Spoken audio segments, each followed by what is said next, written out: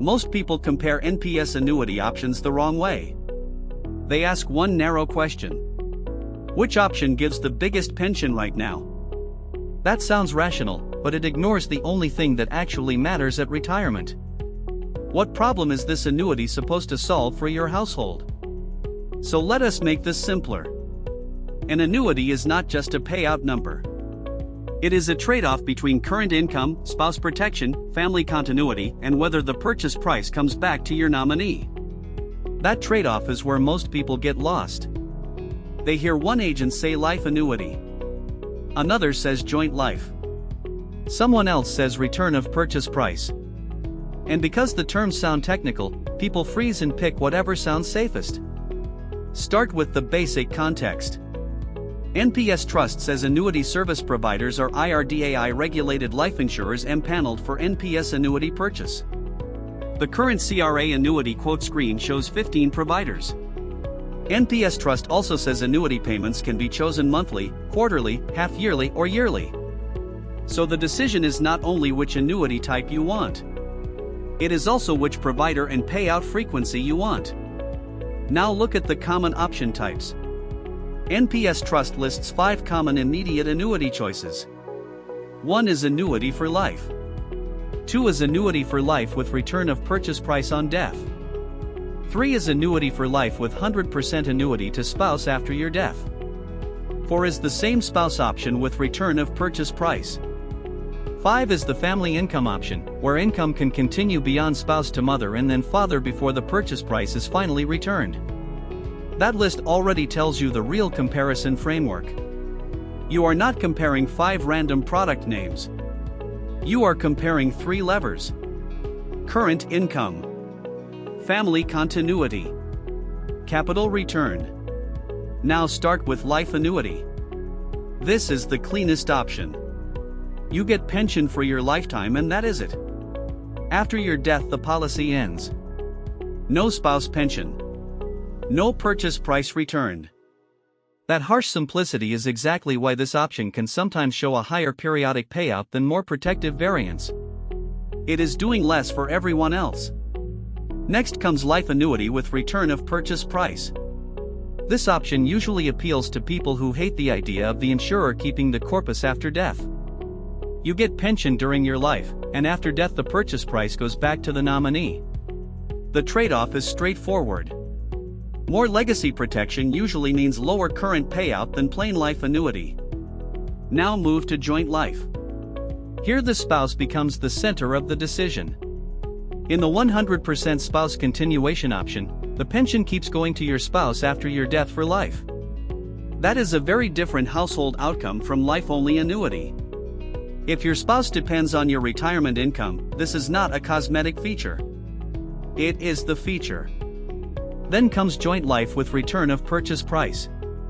This is the protection-heavy version. Income continues for whichever one of you survives, and after both deaths the purchase price goes to the nominee. That means this option is trying to do 3 jobs at once. Protect current couple income. Protect the surviving spouse. Protect capital for heirs. Once you see that, you should expect the payout to usually be lower than the simpler variants. Finally, there is the family income option. This is the most layered design in the common list. Income can continue to you, then to spouse, then to mother, then to father, and only after the last eligible person does the purchase price return to nominee or legal heir. This is not for everyone. But if you still support parents and want one annuity to cover multiple dependents, this option deserves real attention instead of being ignored as a niche add-on. Here is the easiest way to compare all of this. First, ask who needs income after you are gone. If the answer is nobody, life annuity or life with return of purchase price may be enough. If the answer is spouse, joint life moves to the front. If the answer is spouse and dependent parents, the family income route becomes relevant. Second, ask whether you care more about monthly income or capital return. If your priority is the largest possible regular payout, the no-return variants usually deserve a look. If your priority is making sure the purchase price comes back to family, then return of purchase price variants deserve more weight. Third, ask whether the annuity is your base survival income or just one supporting income stream. This matters a lot for software engineers.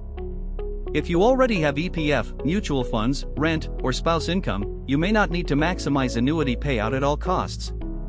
But if annuity is going to cover groceries, medicines, and fixed bills, reliability matters much more than squeezing out one extra feature you may never use. Now take one practical retirement example. Say your total retirement corpus is 20 lakh rupees and the annuitized part is 4 lakh rupees.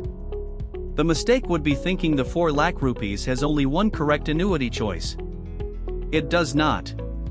If spouse security is your main goal, joint life can be more sensible than chasing the biggest first-year payout. If leaving capital matters more, return of purchase price becomes important. If both spouse and parents matter, the family income design becomes more relevant than the headline pension number. That is why you should compare options in this order. Who must keep receiving income after your death? Do you want the purchase price back to heirs? How much guaranteed income do you truly need? And only then should you compare the actual quotes from providers. NPS Trust itself says annuity rates vary across providers and market conditions, and subscribers should compare calculators and terms before deciding. That means there is no universally best NPS annuity. There is only the option that fits your family structure and cash flow needs better than the others. If you want one memory rule, keep this. Life only is payout first. Return of purchase price is legacy first. Joint life is spouse first. Joint life with return of purchase price is family protection first. Family income is dependent family first. If this finally made NPS annuity choice feel less abstract, subscribe to WealthCode. We break down India personal finance the way engineers actually think, with trade-offs, edge cases, and clean examples. We are going to break down how to estimate your real NPS pension from live annuity quotes without fooling yourself.